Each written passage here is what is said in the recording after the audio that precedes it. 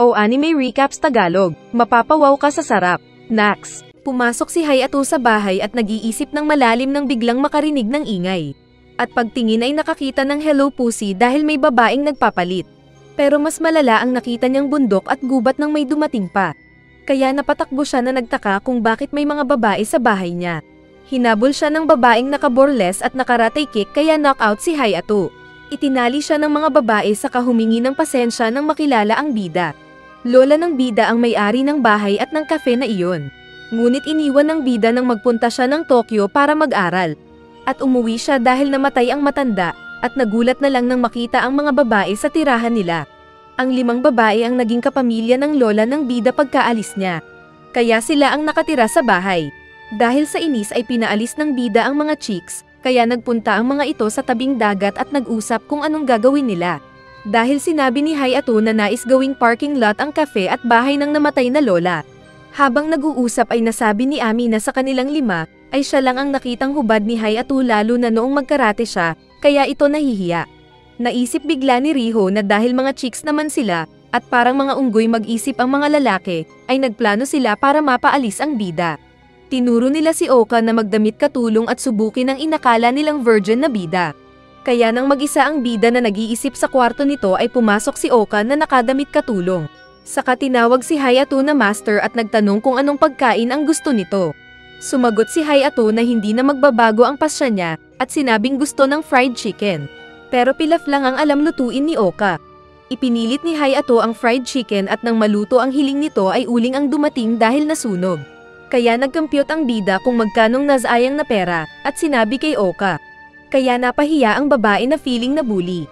Tinawag ni Riho si Ami para siya naman ang next na subukin ng lalaki. Nakadamit ito ng sexy at kita ang up and down. Kaya nagtanong si Hayato kung ganun ba ang damit ni Ami kapag lumalabas. Kaya napahiya ang babae na sinabing hindi. Habang kumakain ay binubuli ng mga kasama ang luto ni Oka na fried black chicken. Naligo ang bida at inalala ulit ang kabaitan ng lola. Sa isip ng bida ay alam niyang balak ng mga babae na matrap siya sa bathtub. Pero walang nangyari. Paglabas niya ay nagalit nang makita si Akane na magyoyosi. Pero ipinakita ng babae na chocolate pala ito at hindi sigarilyo. Kaya umalis din si Hayato. Samantala ay pinainom ni Hiro ang kasamang si Shiragako at nagkukwento ng patungkol kay Hayato. At nang malasing ang inosente ay bigla itong naging hindi inosente. Saka biglang pinasok ang kwarto ng bida na sinabing amoy lalaki. Nagpunta siya sa harap ng bida at ipinakita ang kambal na kayamanan. Kaya na-set up ang bida na napamulagat at hindi makagalaw. Naghanda naman si Hiro ng cellphone para ma-vlog ang dalawa. Pero dumating bigla si Ami na hinawi siya at pumasok, saka tinapon palabas si Shiragako. At pinagbubugbog ang walang malay na bida. Kinabukasan ay nagulat si Hayato dahil pinaghanda siya ng pagkain, at nang kausapin si Shiragako ay wala itong maalala. Biglang may nag-doorbell at nang tignan nila kung sino ay mga real estate agents pala. Dumating sila dahil sa request ng bida na ma-demolish ang cafe. Hinawakan ng isa ang logo sa pinto at sinadya na sirain ito. Pero nang makita ito ng bida ay naalala niya ang dahilan ng lola kung bakit ginawa ang cafe. Kukunin na sana ng lalaki ang logo, pero hinawakan ito ng bida kaya ibinalik din sa kanya. Kaya napansin ng mga babae ang kakaibang ekspresyon ng lalaki. Kaya sinabi ni Akane na magluto na si Oka ng specialty nitong pilaf. Nagluto nga si Oka at ito ang binigay na hapunan ni Hayato sabay sabing ito lang ang luto na tinuro ng lola sa kanya. Pag-alis ng babae ay kumain ang bida. At naalala pa ng humihingi ng extension ang lola dahil sa utang pang-maintain sa cafe. Sabay naiyak si Hayato at napatanong kung bakit pa ba siya pinapunta ng Tokyo. Hinugasan ni Hayato ang pinagkainang plato na kinagulat ni Oka. Saka nagtanong ang lalaki kung paano namatay ang lola na hindi niya naabutan ang burol. Sinabi ni Oka na natulog lang ito pagkatapos nilang kumain na masaya. Kaya nasabi ni Hayato na confident siyang maligaya ang lola sa piling ng pamilya nito bago pumanaw. Biglang pinakuha ni Hayato ang record ng cafe, saka sinabing bubuhayin niya ang cafe at siya ang magiging manager. At yung 5 chicks ang staff. Kaya napagtanto ng mga babae na magiging kasama nilang titira sa cafe si Hayato. Magrereklamo sana si Oka na ayaw kasama ang lalaki, pero sinabi ng lalaki na siya ang boss doon. Kaya walang nagawa si Oka kundi pumayag na magkakasama silang tumira doon lalo na ng lahat ng mga babae ay sinabing ayos lang sa kanila. Kahit panay mga tamad ang mga babae na may kanya-kanyang rason. ay pinaglinas sila ng bida sa bahay at sa kafe. Kaya bawat isa ay may ginagawa. Naglilinis ng hagdan si Oka na nagrereklamo. Kaya sinagot siya ng bida na madumi kaya linisan. Pero biglang naagaw ng atensyon ni Hayato ang nakitang Hello Pussy. Sa kape na bisto pa ni Riho ang nakikitang view ng bida. Naging conscious si Oka ngunit nadulas at nahulog. At akala ni Hayato kung kakain ng burger, pero flying kick ang kinain. Kalaunan ay tinanggal ng lalaki ang mga nasa washing machine. At nakita niyang hawak ang underwear ng mga babae na sinabi niyang underwear lang naman eh. Pero natigilan siyang humingi ng dispensa nang makitang nag-intent to kill ang aura ng mga babae. Dahil dito ay sinamantala ng mga babae na paglinisin ang bida sa kafe. Habang nagmamapa ay nakita ng bida ang coffee maker na gamit ng lola noon. At naalala na paborito ito ng matanda dahil quality maker ito ng kape. Lalapitan niya sana ito nang dumating si Shiragako at tinawag siyang kumain. Ayaw sana ng bida pero ipinilit ng babae dahil nag-promise daw sila noon sa lola na dapat sama-sama silang kakain palagi. Kaya kumain nga silang magkakasama. Sinabi ni Hayato na bago nila buksan ang kafe ay kailangan muna nilang mag-practice. Gumawa ng black coffee ang bida base sa kanyang memorya na ginagawa ng lola. Proud siyang pinatikim ito sa mga babae. Pero sinabi ng mga chicks na walang lasa ang kape nila at hindi maibebenta kapag ganun kapangit. Kaya nainis ang napahiyang bida. Dinibdib ni Hayato ang sinabi ni Akane na parang timpla ng lamang lupa ang kape niya. Kaya nag-iisip siya sa kafe kung anong kulang. Naroon din pala si Akane na may ginagawa. Kaya hinamon siya ni Hayato para gumawa ng masarap na kape. Nagtimpla nga ang babae at binigyan si Hayato. Pag inom nito ng kape ay bigla siyang napatigil at napawaw sa sarap. Nilapitan ng lalaki si Akane at nagpaturo kung paano gumawa ng masarap na kape. Tinignan lang siya ni Akane hanggang sabihin ng bida ang magic word na please. Naalala ng babae ang nalaman sa lola ng bida patungkol sa kanyang attitude. Sabay sabing naging cute ang bida kapag humble. Kaya hindi makapagsalita ang lalaki na aalis na sana. Pero hinawakan siya ni Akane at sinabing tuturuan kung paano bumayo ng kape. At ipinakita ang proseso. Naliligo siya kalaunan nang biglang may magbukas ng pinto na hubad agad kapag maligo. Ito pala si Ami na muling binugbog ang lalaki dahil nakita nito ang kwan niya. Isang araw ay pinuntahan nila ang mga pwedeng maging business partner nila sa negosyo na gagawin. Kinausap nila ang isang lalaki pero hindi alam ng bida kung paano ibenta ang sarili. Kaya nainis si Riho at lumapit sabay papansin ang asset nitong aalog-alog. Kaya nasil ang deal. Maging sa matatanda ay si Riho pa rin ang nagdala. At pati sa isang fisherman na ilalagay ka sa lata kung mukha kang isda. Feeling ni Hayato ay useless siya dahil sa pagpapakita ni Riho ng galing nito. Ngunit nang silang dalawa na lang ay pinagalitan ng babae ang bida at huwag mag-isip na siya ang sentro ng mundo. At kapag may kailangan siya sa iba ay dapat siyang maging magalang. At hinamon ni Riho ang bida kung anong magagawa niya para sa pagbubukas ng kafe. Kaya nabuksan ang pag-iisip ni Hayato at nag-sorry at nagpasalamat kay Riho. Saka agad daw na uuwi para kausapin ng iba pa. Ngunit walang ano-ano ay tinawag siya ni Riho at ipinakita ang design ng panty nito. Paghingi daw niya ito ng tawad sa lalaki dahil sa sinabi. Kaya tuloy na paatres ang bakla at nahulog pababa ng hagdan. Nag-away at nagkasagutan si Oka at Hayato dahil sa paglalaba gamit ang washing. Dahil ayaw ng babae na may sabay ang medyas ng lalaki sa mga damit niya. Nakita ito ni Riho kaya ipinaalala niya na kung gagawa ang bida ng isang negosyo ay dapat hindi nag-aaway-away ang mga trabahador. Habang pinagmamasdan niya si Oka na nagsasampay ay feeling niyang isa itong wild animal na dapat mapaamo. Muling sinigawan ni Oka si Hayato kung nabuburyong ay buksan na nito ang kafe. Napasagot ang lalaki, ngunit pinigilan ang bunganga. At pilit nang umiti at sinabing masipag naman pala si Oka. Pero dahil alanganin ang mukha ng bida ay nataman ito ng sapatos. Isang gabi ay sinabi ni Riho na ipaalam ni Hayato kay Oka na ayos na ang bathtub. Kaya tinawag ng lalaki si Oka. At binuksan ang pinto dahil hindi sumasagot. Nakita niya ang babae na nakadamit ng uniforme pang waiter. At nagtanong kung ito ang isusuot ng babae sa cafe. Agad na nag-self-defense mode si Oka, pero pinilit mag-isip ng paraan ni Hayato kung paano mapupuri ang babae. Kaya biglang nasabi ng bida na hindi naman masama ang uniforme, kundi kapag ginamit nila ito ay baka dadami pang customer. Natahimik bigla ang babae kaya sa isip ng bida ay magagalit na naman ito. Ngunit nagpasalamat si Oka dahil siya rin ang gumawa ng uniforme na iyon. Kaya biglang naging anghel ang kaharap na babae ng bida. At sinabing sumasarap na rin ang kape na gawa ni Hayato. Kaya napasaya ang lalaki. Lumabas bigla mula sa likod ang manyak na Sharagako kapag lasing at pinagmamanyak ang abs niya. Tapos nakunan pa siya ng litrato ni Ami na sinabing ebidensya na manyak si Hayato. Pero sinaway sila ni Oka. Habang busy sa laptop ay pabuhat-buhat ng dumbbell si Ami sa likod ni Hayato. At umalis lang ito nang bugawin ng lalaki palayo. Kalaunan pa ay nag-usap sila tungkol sa pagbubukas ng kafe. At confident silang maraming mga tao ang darating dahil sa kape ng bida at sa uniforme na gawa ni Oka.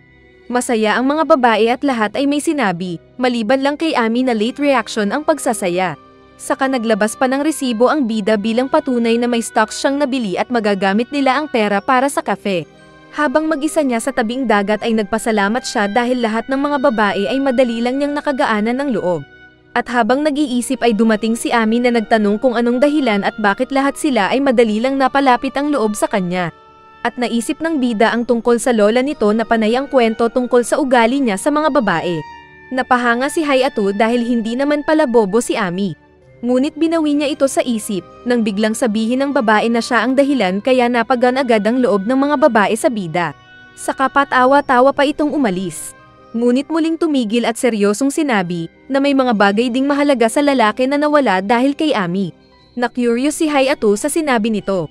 Pero pag-uwi niya at nakita ang cellphone at laptop na nasira, ay lumabas ang guilty na si Ami. Sinabi nitong noong nag-serve siya ng tea, ay hawak kasi niyang 2 dumbbell. At aksidenteng nahulog ito sa laptop at cellphone ni Hayato.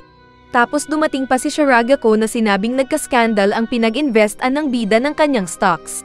Kaya pabagsak na ito ngayon. Kailangan ng bida na mag-login sa trading account pero nasira ang laptop. Kaya alam niyang magiging hangin na lang yung pera niya. Biglang pinisil-pisil ni Ami ang boobs at sinabi kay Hayato na libreng pisil 1 tasawa kung gusto niya. Pero sinabunutan siya ng lalaki dahil sa pagiging bobo. Kahit walang pondo ang kafe ay nagbukas pa rin sila.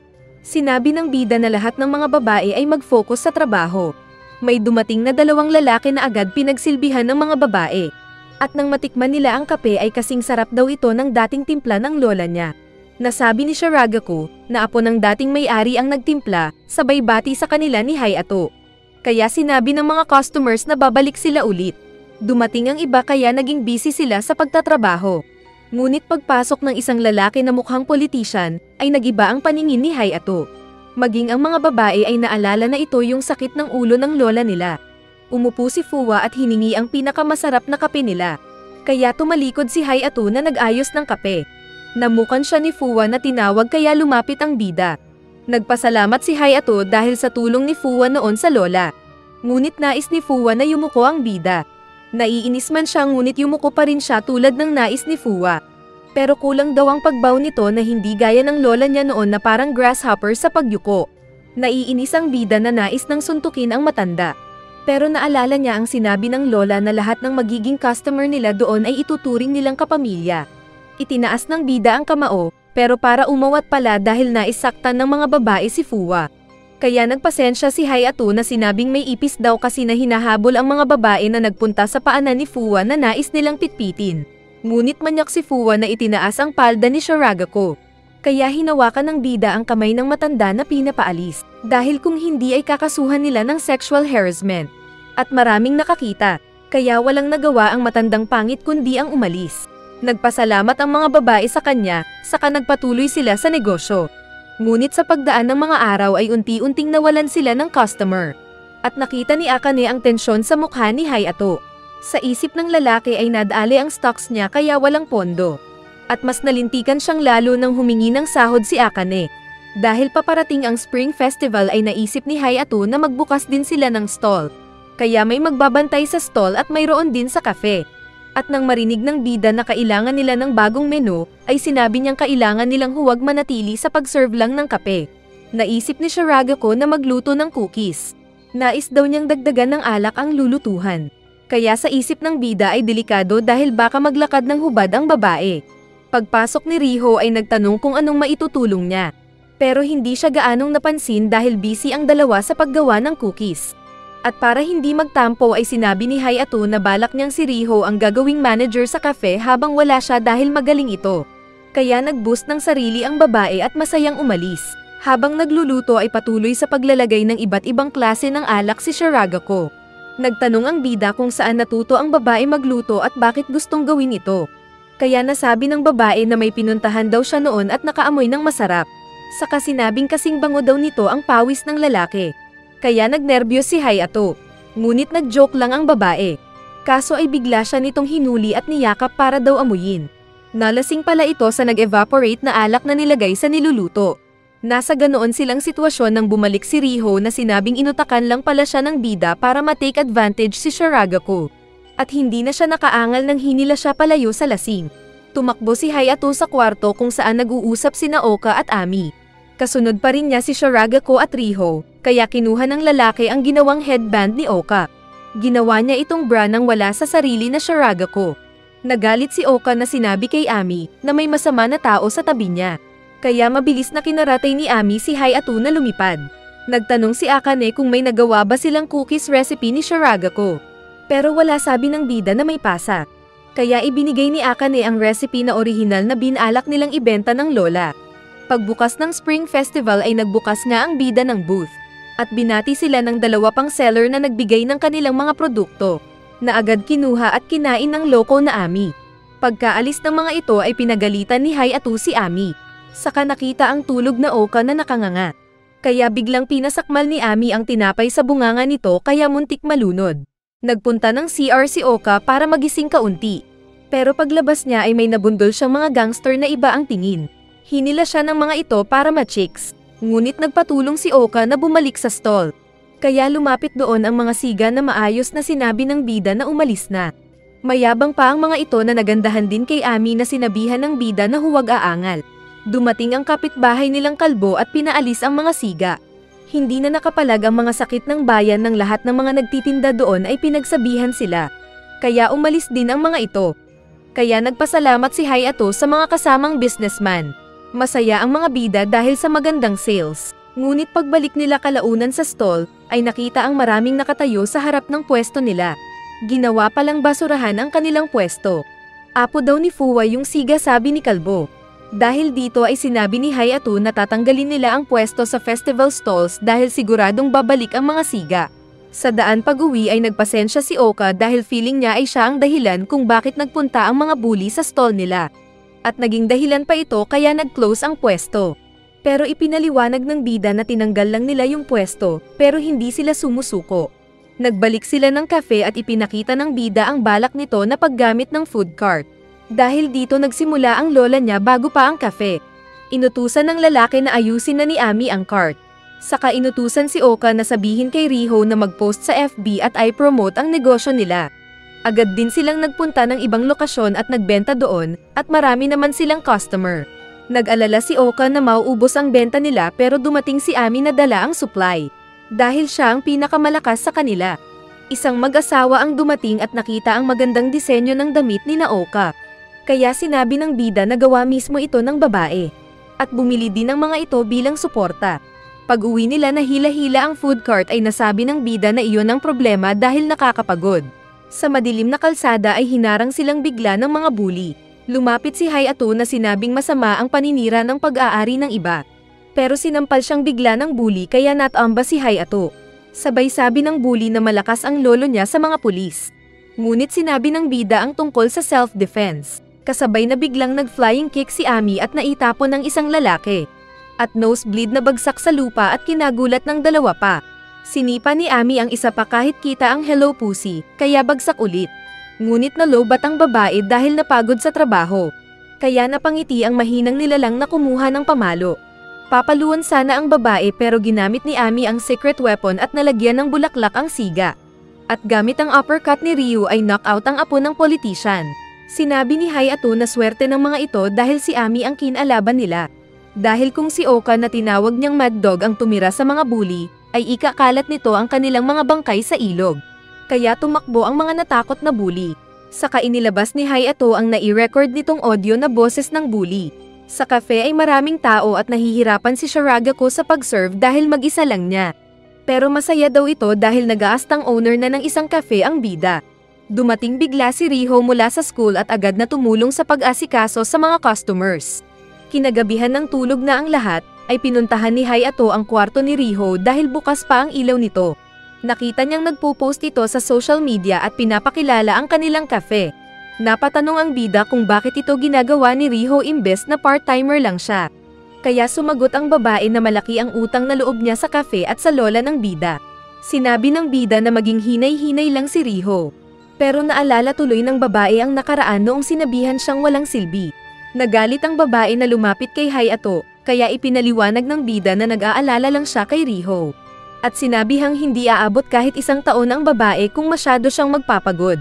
At ipinangako ng bida na gagawin niya ang lahat para mabuhay ang cafe. At kapag nangyari iyon ay hindi na magkakaproblema si Riho sa pag-aaral nito.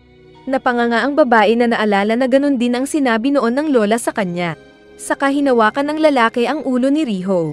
At sinabing siya ang bahala sa kanya. Tinanggal ng babae ang kamay ni Hayato at sinabing huwag siyang ituturing na bata. Ngunit pag-alis ng lalaki ay napaisip din si Riho kung pwede nga ba niyang asahan ang lalaki. Sa day off ay kumakain sila at sinabi ng lalaki na may balak ulit siya para sa negosyo. Tumayo si Akane at sinabing bahala ang may-ari sa cafe para dito. Saka nagpaalam dahil may gagawin. Sinabi ng mga chicks na kasali daw sa banda si Akane. Ngunit pinipigilan silang puntahan at panuurin siya. Pero napangiti na sinabi ni Riho na baka ibang banda ang kinakantahan ni Akane, sabay malisyosong imagination.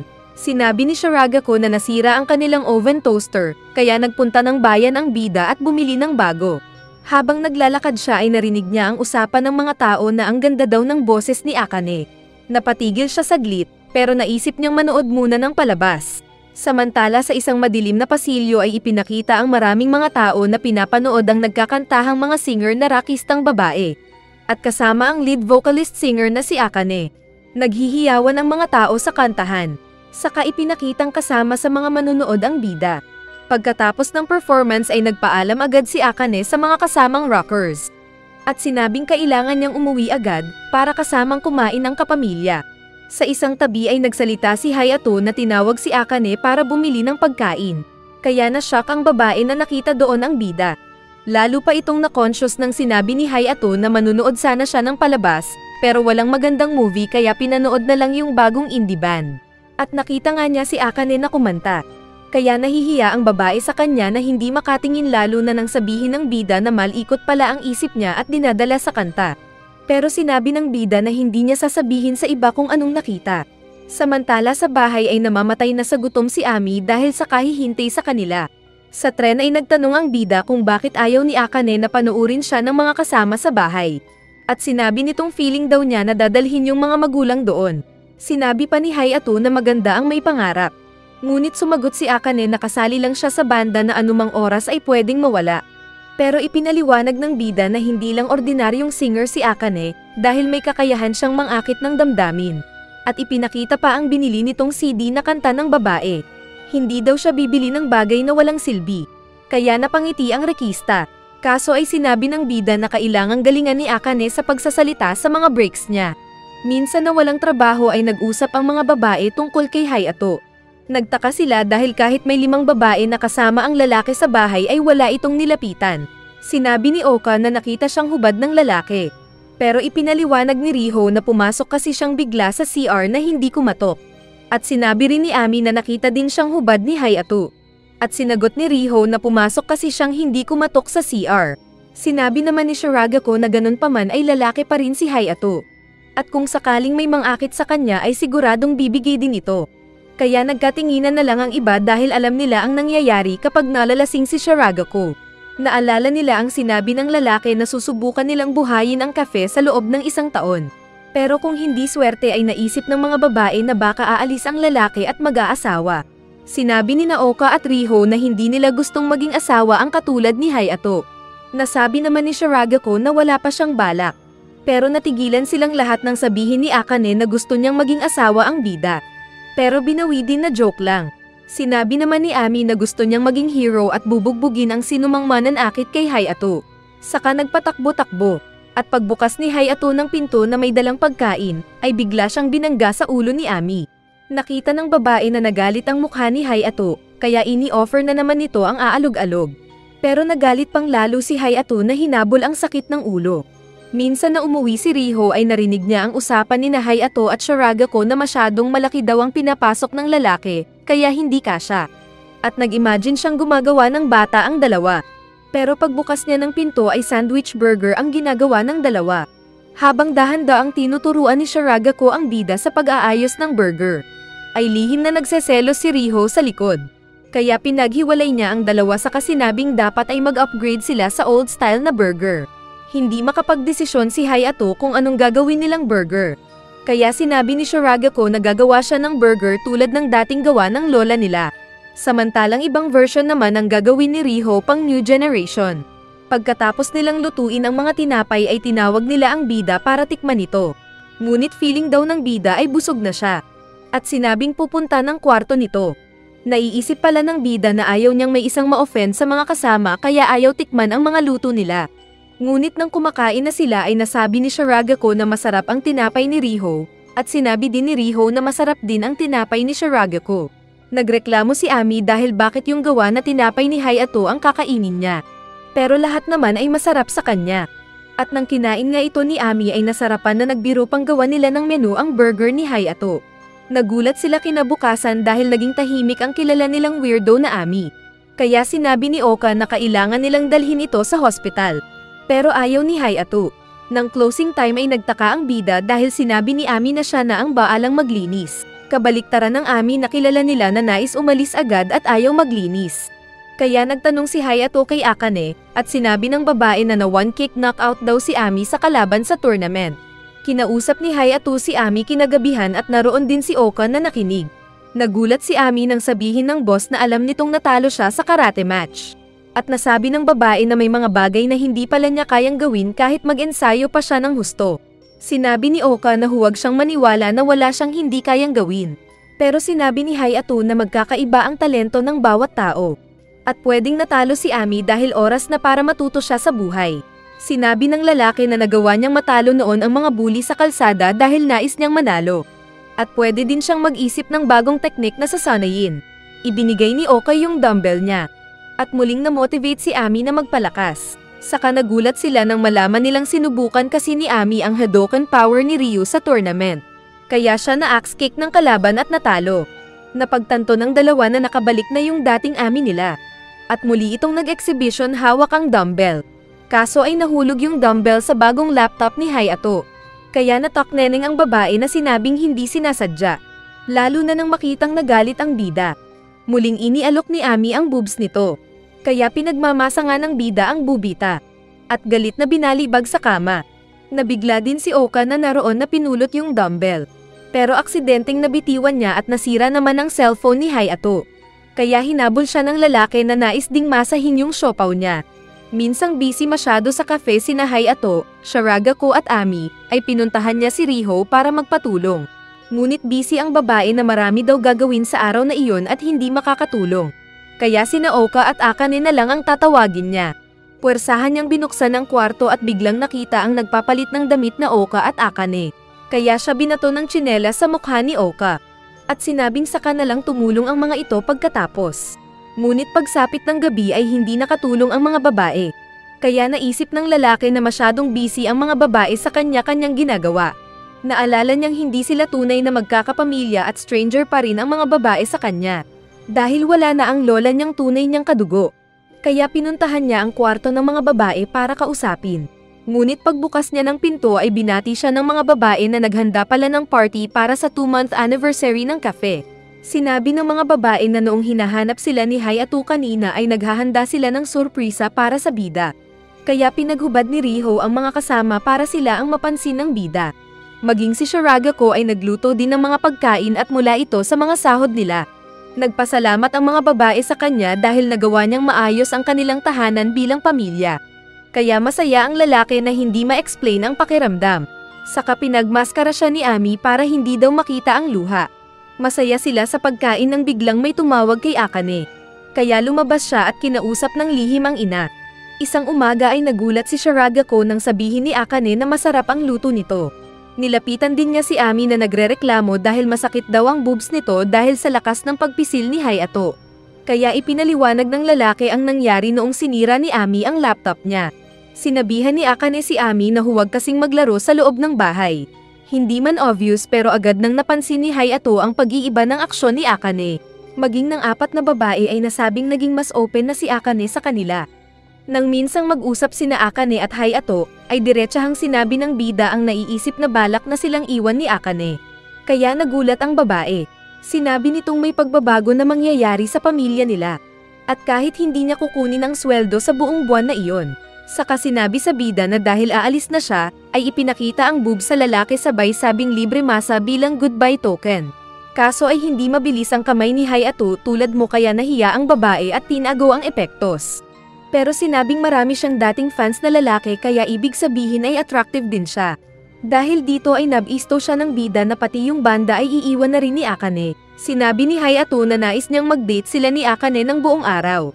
Ngunit nagpunta lang pala sila sa ibang cafe para maiwasan ang iba. Doon ay nagtanong-tanong ang bida kung paano ma-perfect ang pagtimpla ng kape.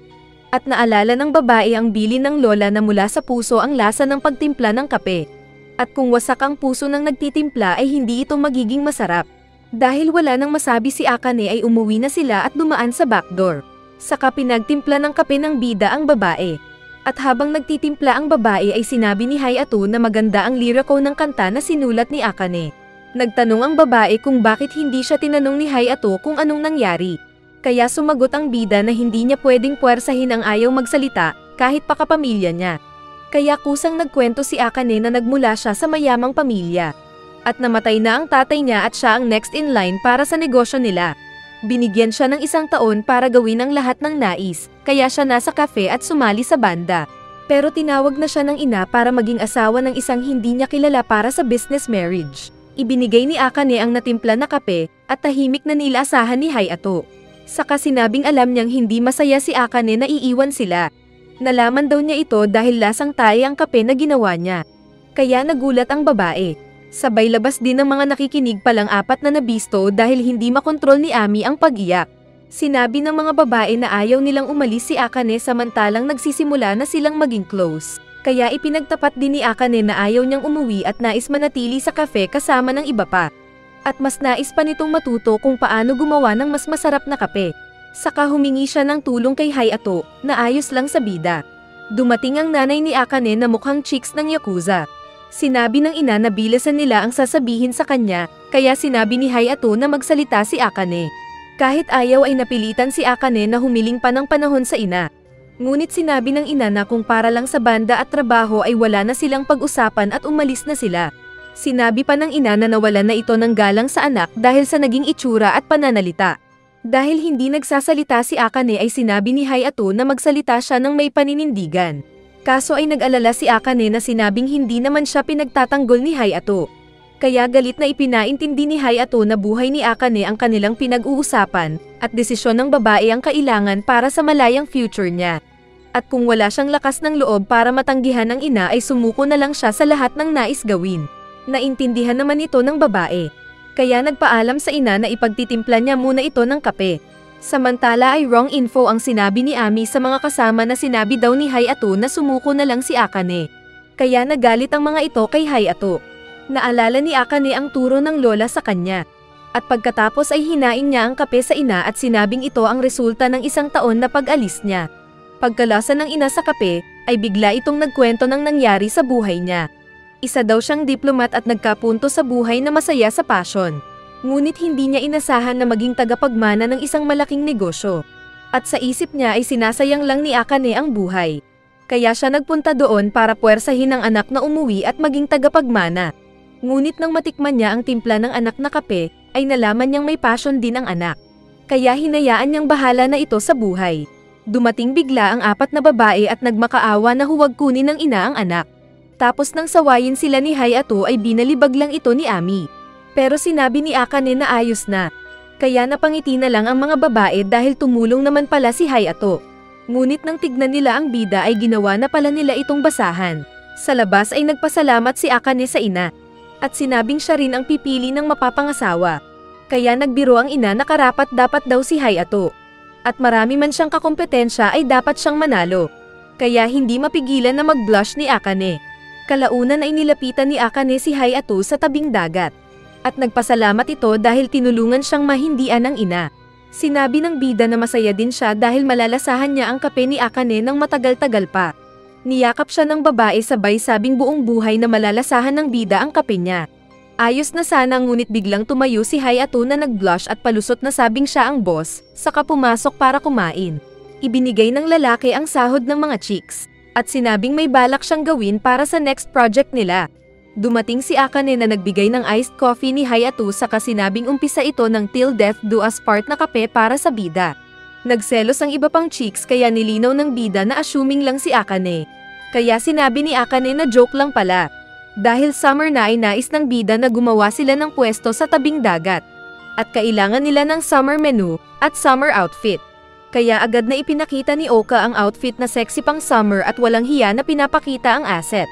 Tapos bigla ding dumating si Riho na nagsuot din ng two-piece para sa summer outfit.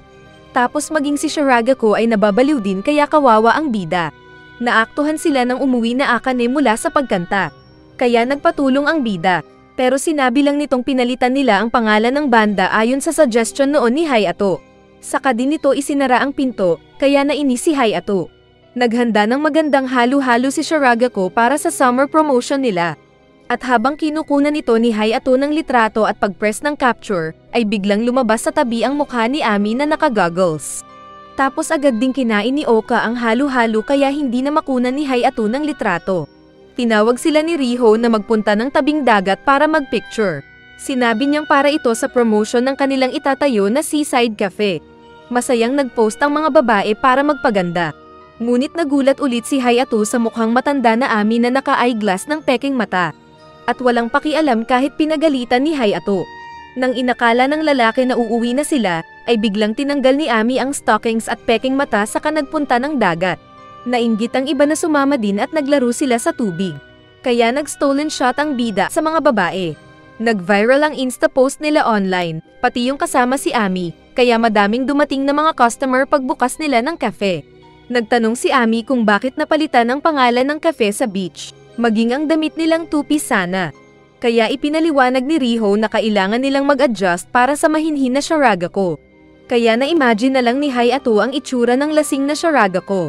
Dumating yung kasama nilang vendors, at naka-swimsuit yung babae na puno ng muscles. Kaya na-amaze si Ami sa abs nito. Ngunit hinayla siya ni Riho para mag-serve sila sa mga customers. Busy si Riho sa pag-serve sa maraming customers. Pero pagbalik niya ay nakita si Hayato na kausap ang nagpapakyut na Akane. Kaya galit siyang pinuntahan ng dalawa at sinabing mag-serve na sila dahil maraming tao. Sinabihan pa nito si Akane na gawin na ang paglilinis ng mesa. Pero walang ano-ano ay nahilo ang paningin niya at natamba kaya mabilis na sinalo ni Akane.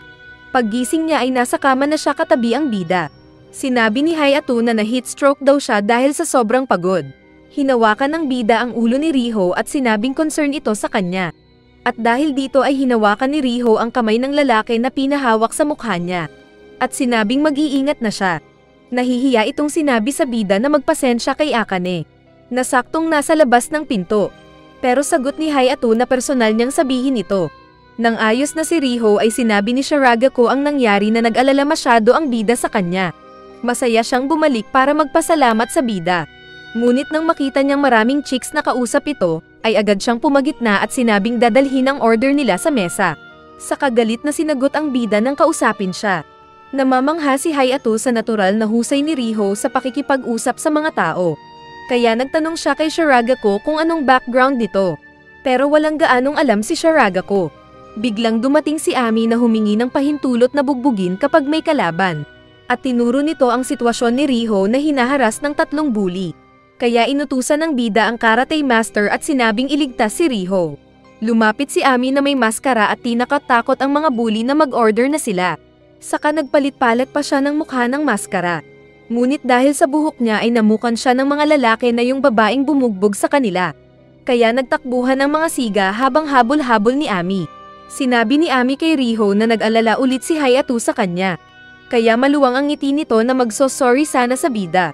Ngunit nang makitang marami na namang chicks na kausap si Hayato ay nagalit na naman ito. Bago pa magsara ang pwesto sa beach ay nakita ni Ami si Oka na nakadamit at may hawak na bag. Nilapitan niya ito para ipakita ang bagong eyeglass na may mata. Ngunit naiinis na hinablat ito ni Oka saka sinabing seryosohin ni Ami ang trabaho. Kaya naiyak at nasaktan si Ami na tumakbo. Pagpunta nito ng isa pang cafe ay agad niyang niyakap si Oka na naka-uniform. Kaya nagulat siya nang makitang naroon naman si Oka. Dumating ang kamukha ni Oka, at ipinakilala ni Oka ang kakambal na si Kiko. Kalaunan ay nakaupo silang lahat sa isang mesa nang sinabi ni Kiko ang tingin sa bawat isa sa kanila. Sinabing nangaakit daw si Riho, mukhang yakuza naman si Akane na maraming koneksyon, bobo naman si Ami na gagawin kahit magpa-barbecue sa kung sinong lalaki, at mukhang mahinhin si Shiragako pero mahilig sa lalaki kapag lasing. Naaangal pa sana, pero hindi makapagsalita ang iba dahil sa isip ay alam nilang ito ang totoo. Sinabi ni Kiko na mayaman silang pamilya at naiinis dahil ginagawang alipin ni Hayato ang kapatid na Oka. Tumayo ito na maraming masamang sinasabi, kaya sinampal siya ni Oka sa harap ng mga bagong kapamilya. Kaya agad na umalis si Kiko, at nagpasensya si Oka. Nasabi ni Ami na kakaibang masungitan ang kamukha ni Oka. Ngunit sinaway siya ni Riho kaya napahiya si Ami na nagmaskara ng kalbo. Kinabukasan ay hindi makapag-concentrate sa trabaho si Oka kaya nahulog nito ang ilang baso ng iced coffee. Saka nagpasensya sa isang customer na muntik mabangga. Nakita ito ng nag-face mask na Kiko na nanilip sa labas, saka din umalis. Pero napansin siya ni Hayato.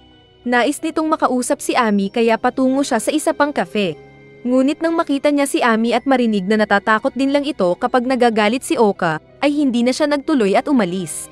Nag-iisip si Oka sa kwarto at naalala na close sila dati ni Kiko. Pero naghiwalay sila simula nang nais ni Oka na maging fashion designer.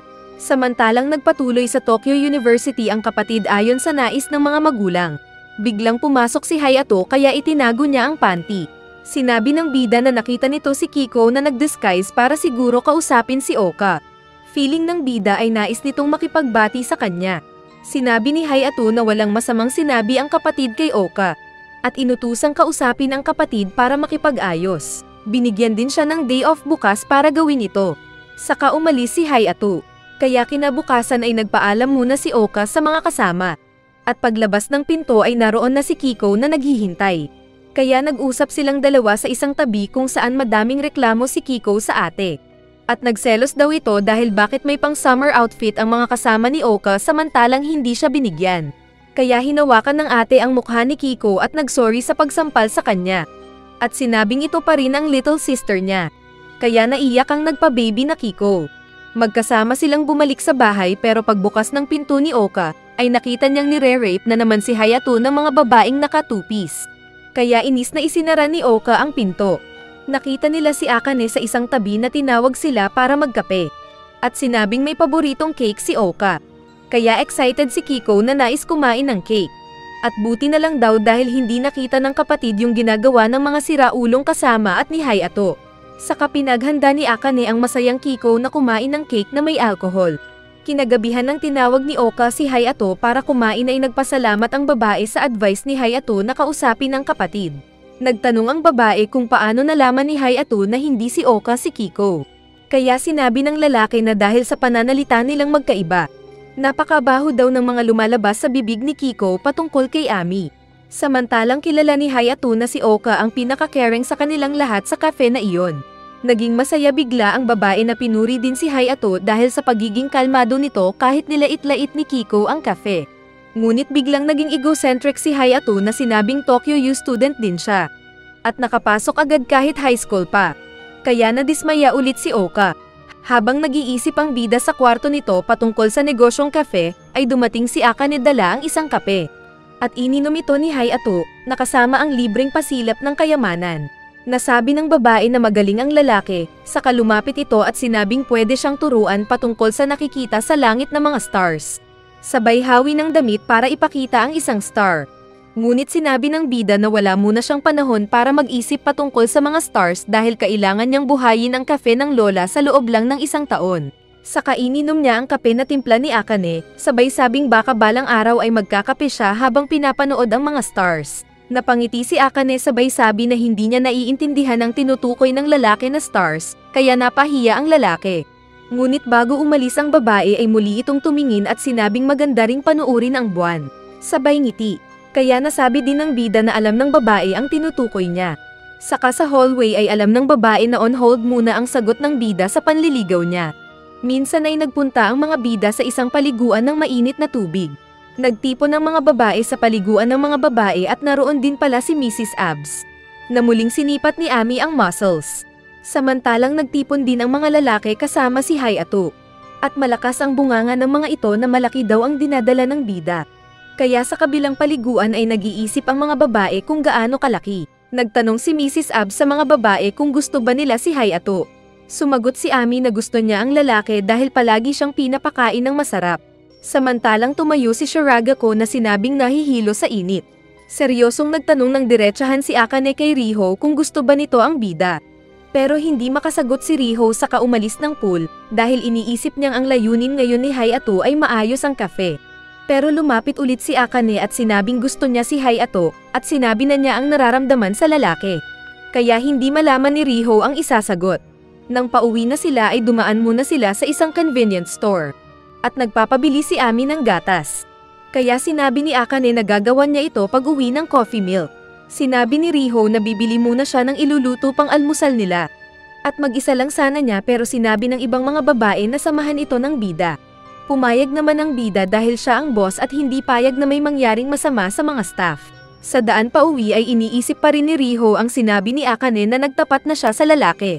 Napansin ng bida na masyado siyang tahimik kaya binilhan niya ito ng tubig. At sa isip ng babae ay nais din niyang magpapansin. Kaya bago pa sila pumasok sa loob ng bahay, ay hinawakan ni Riho ang kamay ng bida. At sinabi ng diretsahan na feeling niya ay na-in-love na siya kay Hayato. Sumagot ang lalaki na walang problema at masaya naman siya kung ganun. Pero wala pa siyang maisasagot at ang layunin niya ngayon ay buhayin at ipagpatuloy ang kafe. Ganun pa man ay masaya pa rin si Riho at nauna na itong pumasok. Kinabukasan ay nagseselos siya nang makita si Akane na hawak-hawak ang kamay ni Hayato na kunwari nagtuturo kung paano magtimpla ng masarap na kape. Sinadya ng babae na iparamdam ang malambot kaya hindi mapakali ang bida. Galit na lumapit si Riho na sinabing hindi hostess bar ang kafe at tumigil sila. Saka nagtitigan ang dalawang babae. Kaya nag-excuse muna ang lalaki na aalis at bibili ng paper napkin. Pag-alis niya ay sinabi ni Akane na wala namang feeling si Riho sa bida kung sakali. Ngunit harapan na inamin na ni Riho na gusto din niya si Hayato. At muli silang nagtitigan. Sa labas ay narinig ni Hayato ang mga chismosong lalaki na siya daw yung pinag-aagawan ng mga waitress sa cafe. Kaya agad siyang naglakad pa uwi at iniisip na pinag-aawayan siya dahil masyadong pogi. Dumating si Ami na nakamaskara ng Jason X at pinatigil ang sagutan ni Riho at Akane patungkol kay Hayato. May ibinigay na bola si Ami sa dalawang kasama at sinabing ang unang makakahulog nito ay talo. Nagsorry si Akane kay Riho at sinabing sinadya niyang ipakita kay Riho ang pagkagusto kay Hayato. Dahil palagi na lang itong natitigil kapag may naisabihin. At humingi rin ng pasensya si Riho. Pero bawat isa ay sinabing kahit magkapamilya sila ay hindi pa rin sasuko sa pang-attract sa bida. Dumating sakto si Hayato na sinabing tumigil na silang pag-awayan siya. Pero nang sinabi ni Ami na drop ball contest lang ang pinaglalabanan nila ay naisip pa rin ng bida na siya ang dahilan. Kaya ito umalis na problemado. At sinabi pa rin ng dalawang babae na may the best lady wins. Dahil parating na ang autumn ay sinabi ulit ng bida na kailangan nilang gawing sikat ang cafe. Pero walang tiwala si Oka na sinabing si Shiragako na naman ang gigipitin ng lalaki. Sabay sabing bobo naman talaga ng bida sa pagpaplano. Kaya natameme ang lalaki. Ngunit inappreciate siyang bigla ni Akane na sinabing magaling sa paggawa ng menu ang bida at doon sila magsimula. Agad ding nag-second demotion si Riho. Pero sa isip naman ng lalaki ay pinaglalaroan lang siya bilang sport ng mga babae kaya hindi siya naniniwala. Kaya nagulat si Oka kung anong nangyayari sa mga kasama. Sa isip ay alam ni Shiragako na may competition ang dalawa. Masayang kasama ni Shiragako ang bida na gagawa ng bagong menu list. Nang sinabi ni Hayato na third year college na ito at aalis balang araw, ay biglang nagbago ang ekspresyon ng babae. At sinabing hindi na niya tuturuan ang bida sa paggawa ng bagong menu. Kaya nalintikan ng lalaki na humingi ng paumanhin at sinabing kahit tumira doon ang babae hanggat gusto niya. Kaya muling napangiti si Shiragako. At saka sila gumawa ng malaking potato tart. Nasabi ng babae na ang bilis ng panahon dahil mag-autumn na. At maraming mga nangyari sa buhay nila na romantic. Kaya naalala ni Hayato sina Akane at Riho. Biglang lumingon si Shiragako at niyakap ang bida na sinabing may crush din siya. Pero alam niyang hindi pwede dahil baka magiging malungkot lang ang lalaki balang araw. Sinabi ni Shiragako na alam ni Hayato na siya ang pinakaunang nagkagusto sa kanya. Pero inakala ng bida na lasing na naman siya. Kaso ay seryoso ang babae. Saka biglang hinuli si Hayato sabay hawak sa mga muscles nito dahil nalasing na naman si Shiragako sa simpleng alcohol wipes. Dumating si Akane na nakita sila sa ganong sitwasyon, kaya nasabi nitong maasiwa siya sa bida kapag nagpatangay ng kiliti ni Shiragako. Saka din umalis. Kalaunan ay magkasama sina Hayato at Shiragako na mamili ng kailangan nila sa bagong menu pang autumn. At hinala ng mga kasamang vendors kung nag-date sila. Pero nagtanong ang bida kung anong magandang menu para sa autumn. At may nabanggit ang dalawa patungkol sa menu na gawa ng lola ng bida. Pero hinila na siya ni Shiragako na sinabing bumili sila ng local ingredients lang dahil seaside cafe menu lang naman ang gagawin nila. Dahil dito ay nagtanong ang bida kung anong alam ng babae sa lola niya lalo na at palaging namamalagi sa dating kwarto ng lola. Naalala ni Shiragako nang kasama niya ang tatay na nagpunta ng cafe na iyon. Chef teacher ng tatay niyang may-ari ng isang resto sa Tokyo ang lola ni Hayato. Binati ng tatay niya ang lola at kinamusta ito. Naamoy ni Shiragako ang mabango na luto ng lola. At sinabi ng lola na isa itong pumpkin cheesecake. Kaya humingi ang batang babae. Nagtatanong ang tatay niya kung bakit mga simple menu ang nasa cafe.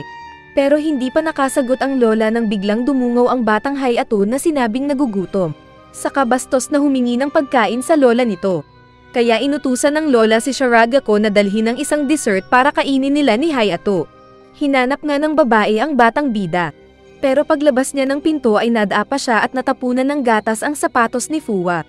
Kaya galit na naman ang matanda na ayaw lang ng sorry. At hinahanap ang magulang ng natatakot na batang babae. Nang bigla siyang buhusan ng tubig ni Hayato at sinabing huwag sa gabal doon. Kaya galit na umalis si Fuwa na nakita ng mga tao. Saka nagpasalamat si Shiragako sa bida. Sa tabing dagat ay sinabi ng bida na hindi niya naalala ang nangyari noong bata pa sila. Ipinaliwanag ni Shiragako na nilihim niya ito sa bida para hindi nito malaman na bigating chef pala ang lola. Dahil nang magpunta siya ng cafe para magpaturo sa lola ay hiniling ng matanda na huwag sabihin kay Hayato. Pero naintindihan na ng bida na inabandona ng lola ang pagiging chef dahil sa kanya. Nalaman niya kalaunan na nagpunta ng Spain ang lola at nagtrabaho doon ng 15 years. At magtatayo na sana ito ng 3-star hotel na papangalanan niyang Anelo, bilang siya ang chef at owner. Pero natigil ito dahil umuwi siya para bantayan ng apo nang maaksidente ang mga magulang ng bida. At mula noon ay naging ordinaryong lola na lang siya at ginawa ang cafe. Napagtanto ng bida na magiging sikat sana ang magiging hotel na iyon dahil sa talino ng lola sa pagluluto. Ngunit itinigil niya ito para sa mahal na apo. Kaya nagtanong ang bida kung ganun din bang klase ng tao si Shiragako. Nakakalimutan ang pangarap para lang sa tao na nais makadate. Lalo na nang sinabi nitong may crush siya na kahit maging pareho man silang magkagustuhan ay hindi pwede dahil magiging malungkot lang ito. Natulad ng lola na niya na iniwan ng pagiging chef at namuhay na walang pera para lang sa apo. Aalis na sana si Hayato pero pinahabol ni Shiragako ang sinabi ng lola noon. Na walang kasing halaga ang pagsasama nila ng apo na kasiyahan niya kumpara sa hindi naabot na pangarap. Kaya cherish ng lola ang mga moments ng bata pa si Hayato na makulit. Sinabi ni Hayato na hindi man sinabi ng lola ang mga bagay na iyon. Pero kilala ng bida ang kanyang lola. At naalala noong nagbibiroan sila ng lola na hindi daw mamamatay ang lola hanggat hindi nato torture ang magiging asawa ng bida.